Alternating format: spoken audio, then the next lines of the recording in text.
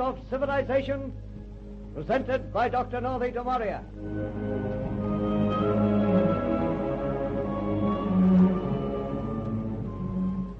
One of the greatest discoveries in scientific research is the Finsen light, a form of treatment for that dreadful skin disease lupus.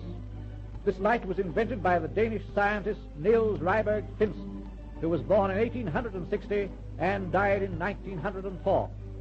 Let us meet Niels Finsen when he was a young medical student, loose-limbed, strong of chin, and with the blue-grey eyes of his Viking ancestors.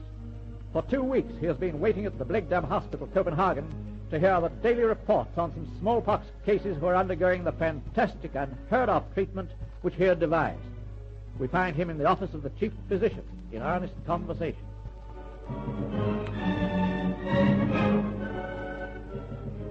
And the smallpox patients are to be discharged today, Doctor? Yes, Finsen, discharged, completely cured, thanks to you and your treatment.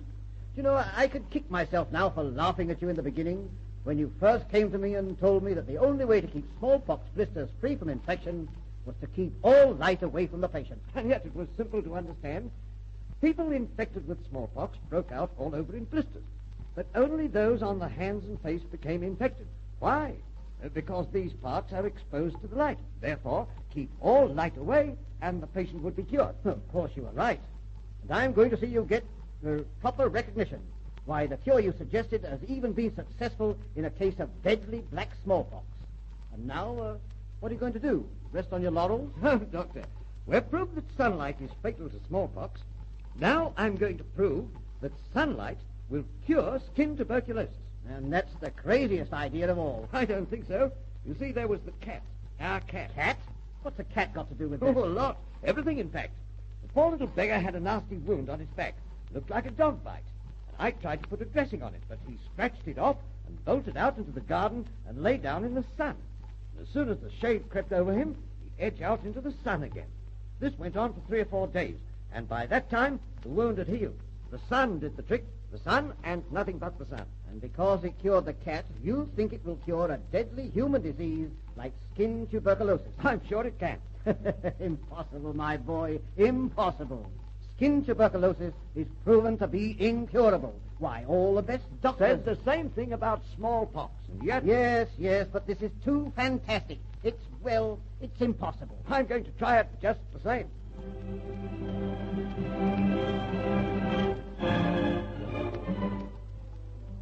Finsen experimented with a sunglass and proved that concentrated sunlight will kill microbes. But the Danish sun doesn't shine all the year round, so he decided to make his own sun. Lack of finance prevented him, so he sought the aid of Winfield Hansen, chief engineer of the electric light works in Copenhagen. And there, amidst the hum of the dynamos and beneath a ghastly blue light, sat Morgensen, a sufferer of incurable skin tuberculosis and Finsen's first patient. Hansen is watching Finsen give the final treatment.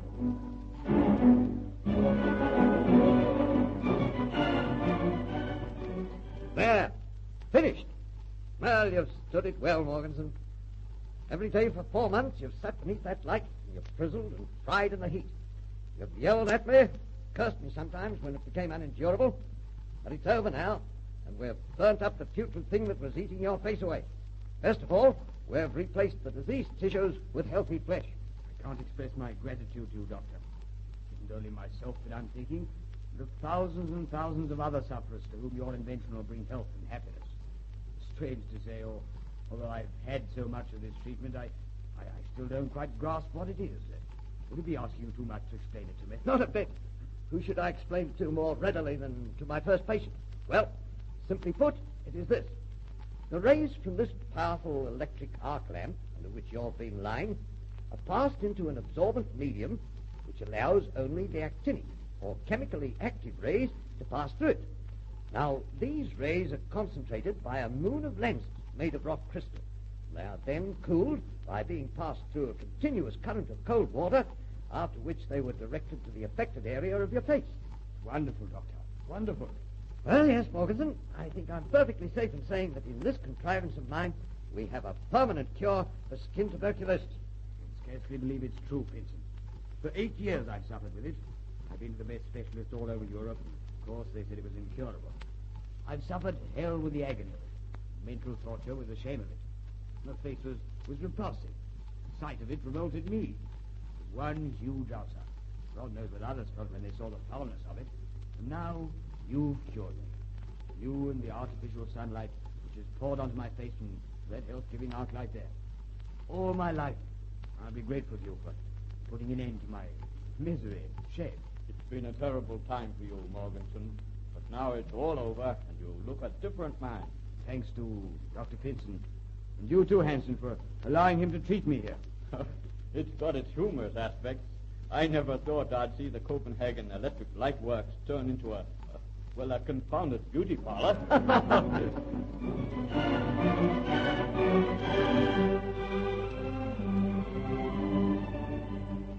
The miraculous nature of Finsen's cure stirred the scientific world to its depths and resulted in the faculty building the Finsen Institute, where he worked night and day, treating and curing hundreds of sufferers of the hitherto incurable skin tuberculosis with the artificial sunlight treatment. But Finsen had been a victim of dropsy for years, and it had conquered even his terrific resistance. We find him in hospital, stoically lying on the operating table, watching the doctors tapping him for the 7th time with a surgical trocar. Suddenly, the doctor goes deathly white. The sweat pours from his forehead. Finsen realizes something serious has happened. What's the matter, Doctor? The needle was broken off and slipped down the trocar into the abdomen. Operate then, old man, and find the I thing. daren't. You're too weak.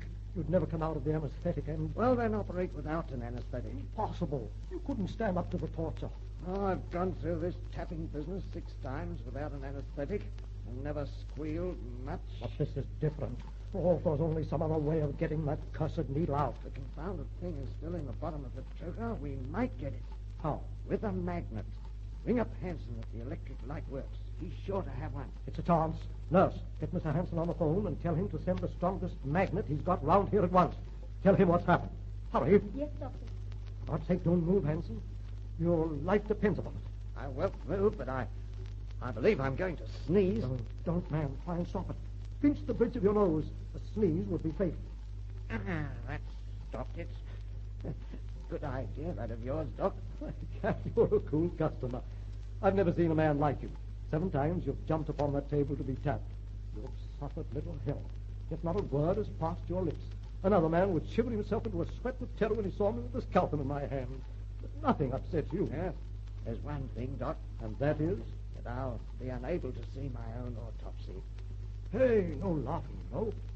Here's the exit, Doctor. Mr. Hansen brought it round himself. He's going to wait until Dr. Finsen is taken back to the ward. I've sterilized it, Doctor. Good. Now we'll see if we can draw that needle up. Lie still, old man. Yes. I'll just hold the magnet here. Righto. Thank God. We've got it. You've got the needle? Yes. The brainwave on your part, Finsen. You've saved your own life. Well, I think we'd better call it a day, Doc. Just strap me up and let me go back to the ward. All right, old man. I was just on the finish when that needle snapped. Nurse, call the wardsman and have them take Dr. Finsen back to the ward. Yes, Doctor. Your wife is waiting there for you, old man. Poor little Ingeborg. She's not had much of a life since she married me. Rubbish, Finsen. She's the proudest woman in Copenhagen, and she adores you. Righto, you fellows. We'll Dr. Finsen back to the ward and be very careful. Wait. I'll come with you. Take it easy now. You're like an old hen with its chickens, Doc. Well, we want you to last us a long time yet, old man. By the way, I think there's a little surprise in store for you when you get back to the ward. And I want you to promise me that you won't excite yourself too much. Right. What is the surprise? You'll soon see. Here we are. Now, careful through that door. Hello? What's this, a reception committee? At last, my darling. Oh, Are you Ingeborg. feeling all right? Of course, dear. Oh, thank God. You were such a long time away that I thought, but I won't think about that anymore. You're here, and that's all that matters. And dear, the most wonderful thing in the world has happened. It looks like it with all these old codgers standing around the room. Dear, they're members of the faculty. Yes, well, what the devil do they want? Mr. Chairman, will you tell my husband the wonderful news?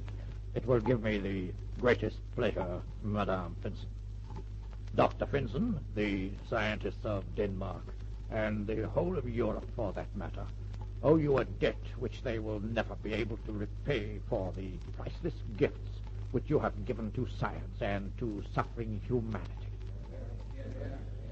Your simple but amazing discovery of treating and curing smallpox by the exclusion of light was one of these priceless gifts.